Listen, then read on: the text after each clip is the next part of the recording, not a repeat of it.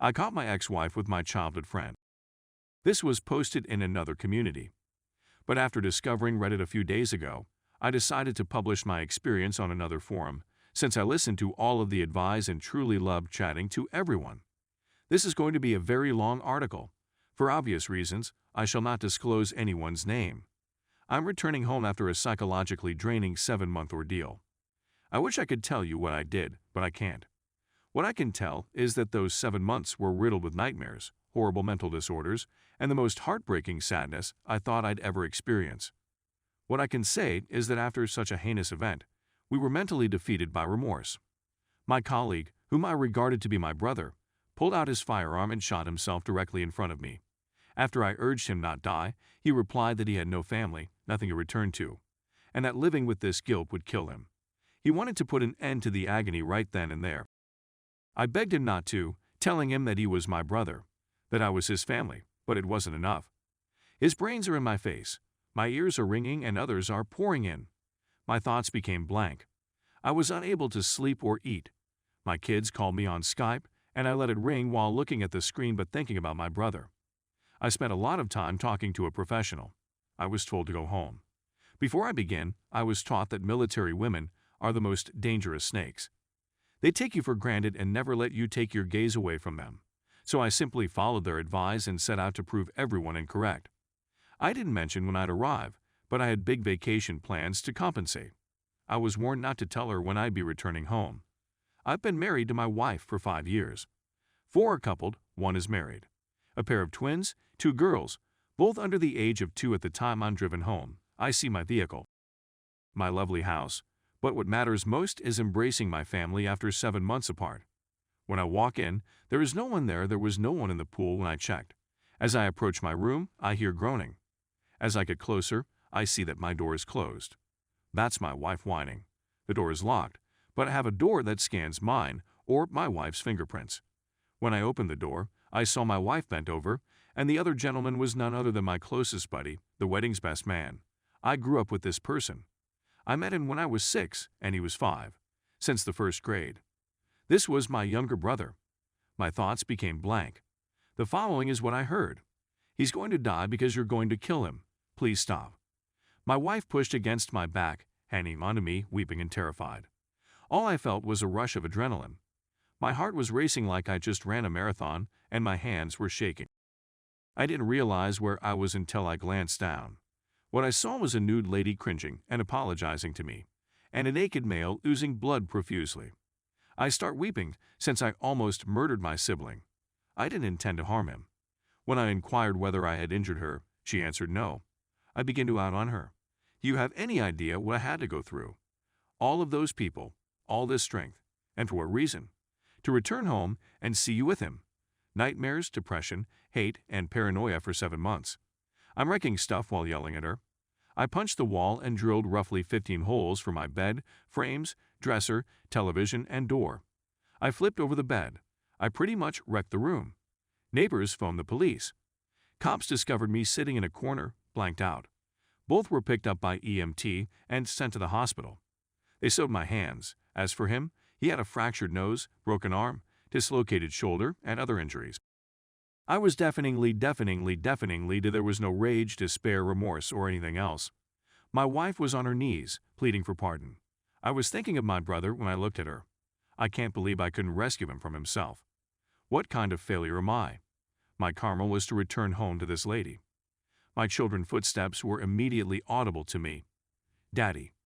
They yelled as soon as they spotted me. They get onto the bed and begin to cuddle me. I immediately burst into tears. I took them in my hands and asked her if they were mine.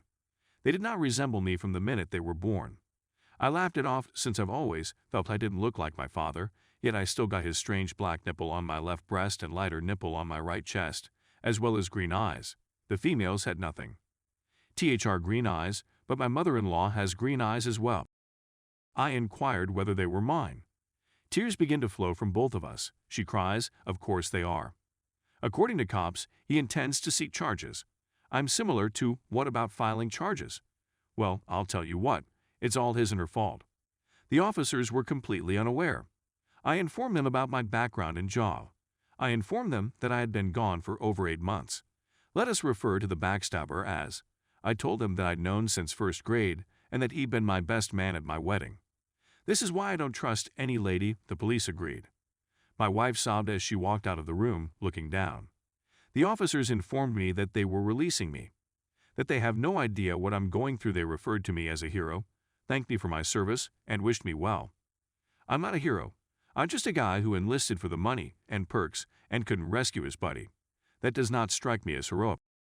I go home, and my wife says she wants to come with me so we can speak about it. I tell her to take care of her lover. She begins to weep once again. I left the children with her since I had a lot of tears to cry on my way home. It was all a haze till I got home. I awoke on the sofa, close to her dozing on the rough floor. I lift her up and place her on the sofa.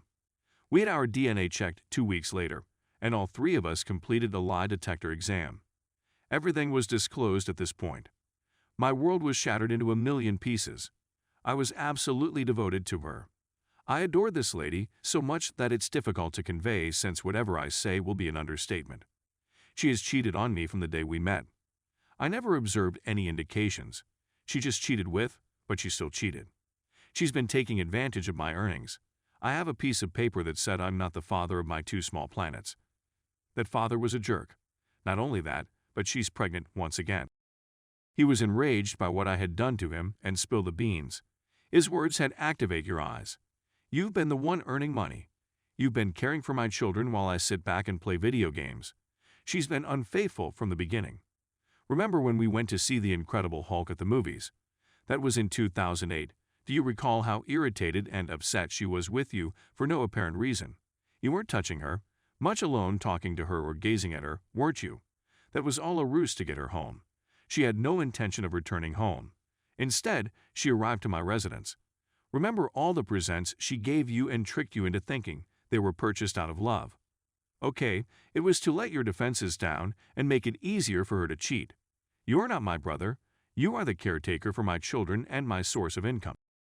You purchased me a vehicle, a house, helped me pay for my college education, and have been caring for my children. Guess what? You're going to keep doing the same thing. You were gone for a moment, but I went to your home to be with her. Wife yelled at him, "Shut the F up." I was completely deafeningly deafened as my shattered world was unveiled. She asked whether she was in love with both of them, and she responded yes. She is speaking the truth, according to the lie detector. That simply made matters worse. Wife was grabbing me and shouting up and down that it was a lie, relating to what's said to me. I burst out weeping and told her you and the girls were the nicest thing to happen to me. I took care of everything for us. I purchased us a house, and we did so much other. We studied together, worked together, graduated together, and even started a family together.